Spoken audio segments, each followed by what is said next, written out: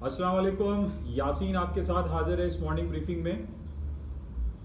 आज इस हफ्ते का fourth working day Jumeirah Thursday का दिन है और आज डेट है 17 सितंबर। रोज़ाना की बुनियाद पर आपसे मुलाकात का सिलसिला जारी है अल्हम्दुलिल्लाह, क्योंकि मेरी सेहत ठीक है और मैं आप लोगों के साथ रोज़ाना आ जाता हूँ, कुछ बातें कर लेता हूँ मार्केट के हवाले से। और स्टार्ट में आपसे ये गुजारिश रोज़ाना ही करता हूँ कि इस यूट्यूब चैनल को आप सब्सक्राइब करें, लाइक करें और शेयर करें विद बेल आइकन, ताकि आपको ज़्यादा से ज़्यादा मार्केट के हवाले से डेली अपलोड्स आपको मिलती रहें। कल तारीख थी 16 सितंबर। पाकिस्तान की तारीख में एक ज़बरदस्त जो आप कह सकते हैं कि एक इवेंट हुआ, और वो था पाकिस्तान सेनेट और पाकिस्तान की कौमी असेंबली का जॉइंट सेशन। बहुत अरसे से ये बात पाकिस्तान के ऊपर एक मंडला रही थी कि जनाब पाकिस्तान का फाइनेंशियल एक्शन टास्क फोर्स, जो कि पेरिस बेस्ड एक ऑर्गेनाइजेशन है, जो कि पूरी दुनिया की फाइनेंशियल एक्टिविटीज़ को चेक करती है, पूरी दुनिया की जो टेरर फाइनेंसिंग के हवाले से है या ब्लैक मार्केटिंग के हवाले से या ब्लैक मनी के हवाले से है या मनी लॉन्ड्रिंग के हवाले से है, वो पूरी दुनिया की इकॉनमी को वो चेक करती है, जिसको हम कहते हैं FATF या FATF। तो काफ़ी अरसे से इस हवाले से बातचीत चल रही थी और पाकिस्तान सेनेट में एक बिल पिछले दिनों रिजेक्ट भी हुआ। हमारी अपोजिशन पार्टी ने उसको रिजेक्ट कर दिया कि जनाब ये फाइनेंशियल एक्शन टास्क फोर्स के हवाले से या एंटी मनी लॉन्ड्रिंग के हवाले से ये बिल नामुनासिब है। तो बहरहाल कोशिशें कर करा के पाकिस्तान की हुकूमत ने एक जॉइंट सेशन ऑर्गेनाइज कराया। हुकूमत पाकिस्तान, हमारे सदर जनाब आरिफ अलवी साहब ने एक जॉइंट सेशन कॉल दी और उसके बाद कल 16 सितंबर को ये जॉइंट सेशन ऑर्गेनाइज किया गया, जिसमें भरपूर शिरकत थी। अपोजिशन पार्टी भी थी और हुकूमत की पार्टी भी थी। इमरान खान साहब भी बैठे थे, शहबाज शरीफ साहब भी थे। बहरहाल ये बिल हम सब पाकिस्तानियों के लिए एक खुशखबरी है कि ये बिल पास हो गया। एंटी मनी लॉन्ड्रिंग एक्ट जो तहरीक थी, जो लॉ था, वो कल पास कर लिया गया। ये पाकिस्तान की इकॉनमी के लिए बड़ी खुशाइन बात है और बहुत अच्छी बात है कि पाकिस्तान का एक वो जो हमारे ऊपर एक मसला खड़ा हुआ था कि जनाब हमारे जो दूसरे दुश्मन ममालिक हैं वो इस कोशिश में लगे हुए थे कि Pakistan anti money laundering act को हमारी असेंबली से या हमारे जॉइंट सेशन में पास ना हो। बहरहाल इस हवाले से बहुत ज़्यादा कोशिशें की और हम इमरान खान साहब की, हमारे हुकूमत पाकिस्तान की और सदर आरिफ अलवी साहब की कोशिशों को और हमारी जो अस्करी क़यादत है उनको हम मुबारकबाद पेश करते हैं और उनका शुक्रिया अदा करते हैं कि उन्होंने ये कोशिशें की और एंटी मनी लॉन्ड्रिंग एक्ट कल पास कर लिया गया। अब यही मनी लॉन्ड्रिंग एक्ट जो है FATF में जमा करवाया जाएगा और बहुत कवी इम्कानात हैं कि पाकिस्तान ग्रे लिस्ट से निकल जाए। बहरहाल इसकी अभी डेट आनी है कि अक्टूबर में या सितंबर के लास्ट में इसकी मीटिंग होनी है FATF पेरिस बेस्ड ऑर्गेनाइजेशन की, जिसमें इंशाल्लाह पाकिस्तान ग्रे लिस्ट से निकल जाएगा। ये हमारे लिए बड़ी खुशाइन बात है, बड़ी खुशखबरी की बात है, क्योंकि इसका समझना बहुत ज़्यादा ज़रूरी इस हवाले से है कि बहुत समय हमारे यंग जनरेशन है, बहुत सारे लोगों को इसका इल्म इतना नहीं रहता कि what is FATF financial action task force या हमारे यहाँ जो एंटी मनी लॉन्ड्रिंग एक्ट है, ये पास हो जाना हमारे लिए एक बहुत बड़ी अचीवमेंट है। हम साल से ये वाक़यात और बातें सुनते रहते हैं कि जनाब वो इनकमिंग TTs आ रही हैं, पैसे ट्रांसफ़र हो रहे हैं, हमारे यहाँ टेररिज्म बहुत ज़्यादा हो रहा है, आए दिन कहीं ना कहीं बॉम्ब ब्लास्ट हो जाता है। ये किन बेसिस पे हो रहा है, ये कैसे हो रहा है, ये फंडिंग कहाँ से आती है, ये पैसे कहाँ से आती है। बहरहाल इस हवाले से बहुत ज़्यादा ये अच्छी पॉजिटिव पेशरफ्त है और इससे हमारे ऊपर एक पॉजिटिव और एक ग्रीन जो रोशन सिलसिला है वो शुरू हो जाएगा। इस एंटी मनी लॉन्ड्रिंग एक्ट पास होने से न सिर्फ ओवरऑल इकोनॉमी सिचुएशन हमारी अच्छी होगी, बल्कि हम आज ये देख रहे हैं कि सुबह से पाकिस्तान स्टॉक एक्सचेंज की जो मार्केटें हैं, जो ट्रेड हो रही हैं, वो तकरीबन 350 पॉइंट 350 पॉइंट्स प्लस में है, ग्रीन टेरिटरी में। और उसकी वजह सिर्फ और सिर्फ यही है कि पाकिस्तान के ऊपर एक मजीद खुशहाली के दौर शुरू होगा इंशाल्लाह। बहरहाल ये हम सब के लिए खुशाइन बात है कि कल anti money laundering act Pakistan की हुकूमत पाकिस्तान की कोशिशों से एक जॉइंट सेशन में पास करवा लिया गया। बहरहाल इसके अलावा फिर हम बात करते हैं दूसरी तरफ अमेरिका की कल बड़ी इंपॉर्टेंट डेट थी, कल यानी 16 सितंबर बड़ी इंपॉर्टेंट डेट अमेरिकन इकोनॉमी के लिए भी थी, बल्कि पूरी दुनिया की इकोनॉमी के लिए थी। और कल हमने ये देखा कि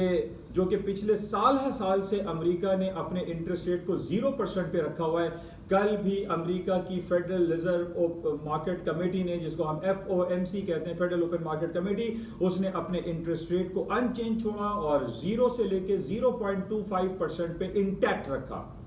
जिसकी वजह से हम ये देख रहे हैं कि अमेरिका की जो एक स्टॉक मार्केट है उसमें थोड़ा सा डाउनफॉल आज आया है। उसकी वजह हम ये कह सकते हैं कि कल जब इनका अनचेंज छोड़ा अमेरिका ने इंटरेस्ट रेट को, उसके बाद आफ्टर 30 मिनट्स ऑफ टाइम उनकी प्रेस कॉन्फ्रेंस शुरू हुई और उसके अंदर उन्होंने एक इंदिया दिया, एक इशारा दिया कि अब कोरोना वायरस पेंडेमिक के बेसिस पे जो हम billions and trillions of dollar के इकोनॉमिक स्टिमुलस पैकेजेस जो मुआशी सहूलतें दे रहे थे आवाम को, उसके अंदर कमी वाकई होगी। अच्छा, इस बेसिस पे जाहिर नेगेटिव होना था स्टॉक को। आज हम सुबह से देख रहे हैं न सिर्फ अमेरिका के फ्यूचर्स ट्रेड हो रहे हैं माइनस में, 1% माइनस ट्रेड हो रहा है, बल्कि आज चाइनीज मार्केट भी 1% माइनस में है। तो इसकी बेसिक वजह हम यही कह सकते हैं कि जो मजीद स्टिमुलस पैकेजेस की हम काफी अरसे से बातें कर रहे थे, वो अब अमेरिकन इकोनॉमी को या अमेरिकी आवाम को मजीद स्टिमुलस या मुआशी पैकेजेस फराहम नहीं किए जाएंगे, या अगर किए जाएंगे तो वो कम किए जाएंगे। तो इन बेसिस पे हम देख रहे हैं कि स्टॉक मार्केटें आज निगेटिव में हैं, रेड टेरिटरी में, हमारे मार्केटें फॉलिंग साइड पे हैं। दूसरी वजह हम ये कह सकते हैं कि अमेरिका ने अपने इंटरेस्ट रेट को for longer period of time के लिए 0% पे इंटैक्ट रखने का इंदिया दिया है, और प्लस हमारे पास ये पिछले एक महीने से खबरें चल रही हैं कि अमेरिका अपने इन्फ्लेशन रेट को 2% पे इंटैक्ट रखेगा या 2% से ऊपर रखने की कोशिश करेगा। ये इंडिकेशन देना कि 1.5 से और 2% पे इंटरेस्ट इन्फ्लेशन रेट रहेगा, इस बेसिस पे एक इशारा हमें ये मिलता है कि जनाब after certain period of time, यानी 6 महीने, 7 महीने या 10 महीनों के बाद अमेरिका अपने इंटरेस्ट रेट को बढ़ाने का सिलसिला शुरू करेगा। इस बेसिस पे हम ये देख रहे हैं कि स्टॉक मार्केटों में डाउनफॉल आया है और थोड़ी सी इकोनॉमिक एक्टिविटी जो है वो हम फॉलिंग साइड पर देख रहे हैं। अच्छा, इसके साथ ही आज हम ये भी देख रहे हैं कि जो चाइनीज मार्केट है वो लोअर साइड पर है, 1% माइनस है। उसकी एक वजह है, इसको आप जरा गौर से समझिए कि चाइनीज युआन जो कि 7.15 तक ऊपर गया था वर्सेस US डॉलर, आज अपने 6 से 7 महीने के स्ट्रॉन्गेस्ट लेवल पे खड़ा हुआ है versus US dollar. Chinese currency का स्ट्रांग होना, चाइनीज करेंसी का इस तरीके से तकरीबन 40 सेंट्स डाउन हो जाना, चाइनीज इकोनॉमी को थोड़ा सा कूल डाउन करने के मुतरादिफ है, क्योंकि जैसे जैसे करेंसी स्ट्रॉन्गर साइड पे जाती है इकोनॉमिक सिचुएशन डिक्लाइन होती है। आज हम यही देख रहे हैं कि Chinese yuan CNY versus US dollar 6.75 के रेट पे तकरीबन चल रहा है। तो हम ये कह सकते हैं कि Chinese economy slightly cooling side पर है, डाउन साइड पर है, और उसकी वजह हम करेंसी के स्ट्रांग होने को कह सकते हैं। तो बहरहाल उसकी दूसरी वजह हम ये भी कह सकते हैं कि जनाब अमेरिका ने अपने इंटरेस्ट रेट को अनचेंज छोड़ा है और इन्फ्लेशन रेट जो है 2% का जो इंडिकेशंस वहां पर हमें मौसूल हो रही है। अच्छा, इसके अलावा हम ऑयल की मार्केट, जैसे कि काफ़ी दिनों से मैं आपसे ये कह रहा था कि $41 is a very crucial important resistance level है। कल 40.20 तक ऑयल की मार्केटें ऊपर चली गई थी, और उसकी वजह सिर्फ यही थी कि जो उनके पास जो डिफरेंट इन्वेंट्री रिपोर्ट्स थी वो डिक्लाइन साइड पर आई थी, इन्वेंट्रीज डिक्लाइन हो रही थी, जिसकी वजह से क्रूड ऑयल की मार्केटें ऊपर की तरफ गई।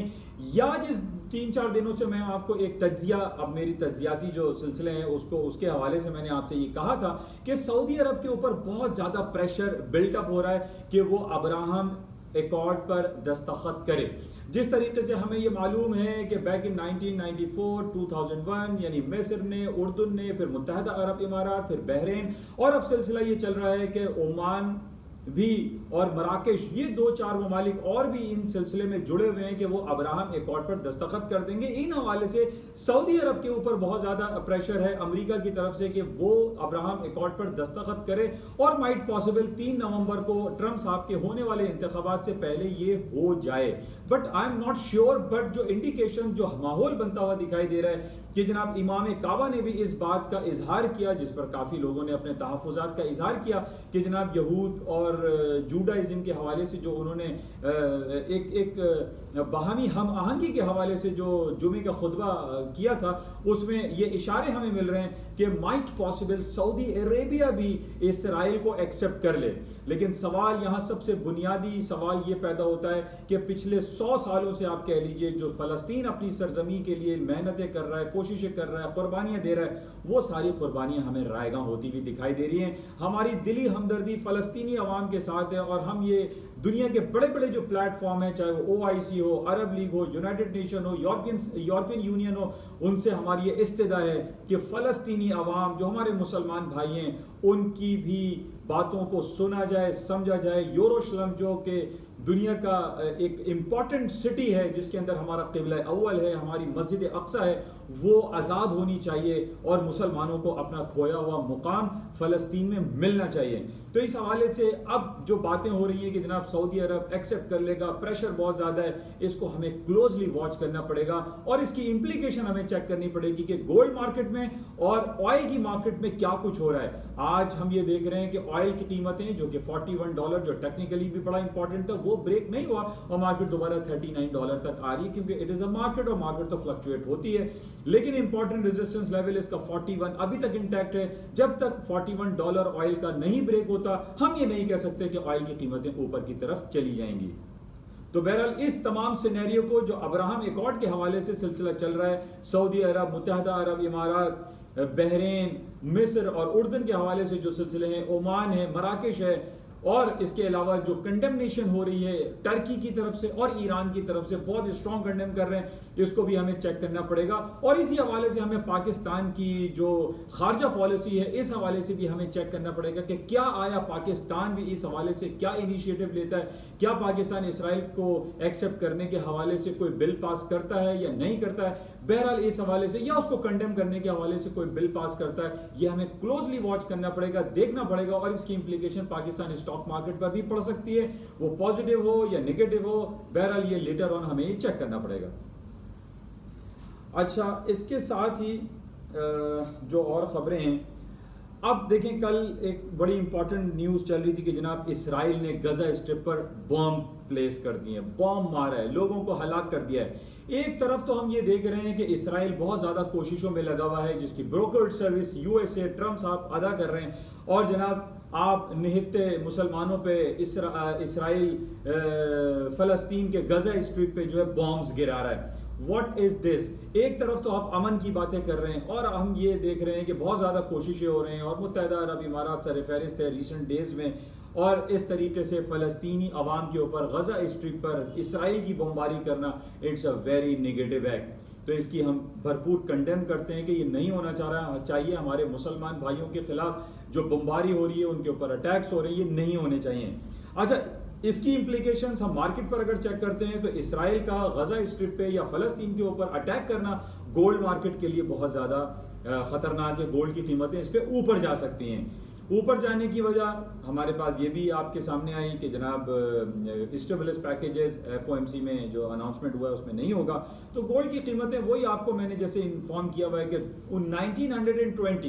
1920 जो कि 10 साल पहले इसने हाई किया था, अब इसका अब सपोर्टिंग लेवल बना हुआ है। 1920 के नीचे अगर ये जाती है, कल जुमा है, वीकली क्लोजिंग है, उसके बाद हम ये कहेंगे कि जनाब अब 1920 के नीचे अगर ये चला जाता है तो हम कहेंगे कि गोल्ड की कीमतें नीचे जा सकती हैं। अदरवाइज गोल्ड के नीचे जाने की खबरें इतनी ज्यादा आया वाज़ेह नहीं है। तो ये बहुत नेगेटिव था कल इसराइल की जानिब से गजा स्ट्रिप पर अटैक करना, ये नेगेटिव था। अच्छा, इसके लिए साथ ही जाते हुए आपको इंपॉर्टेंट न्यूज़ में देता चलूं कि 21 सितंबर यानी बरोज़ पीर मंडे के दिन पाकिस्तान सेंट्रल बैंक की मॉनेटरी पॉलिसी की अनाउंसमेंट है, जिसमें हमें ये चेक करना पड़ेगा क्या पाकिस्तान स्टेट बैंक अपने इंटरेस्ट रेट को मजीद डिक्लाइन करता है या नहीं करता है। इसका इफेक्ट पाकिस्तान स्टॉक एक्सचेंज पे पड़ता है। तो बरोज़ पीर 21 सितंबर को अनाउंसमेंट है पाकिस्तान स्टेट बैंक के मॉनेटरी पॉलिसी की, तो आप ये याद रखिएगा। तो ये कुछ बातें थी जो आपके साथ शेयर की गई। इंशाल्लाह राब्ते में रहेंगे और देखते हैं कि आज सारा दिन मार्केट में क्या इफेक्ट आता है जो कल अमेरिका ने अपने इंटरेस्ट रेट को अनचेंज छोड़ा। अमेरिका का इंटरेस्ट रेट इस वक्त 0 से लेके 0.25% इंटैक्ट है। थैंक यू, खुदा हाफिज़।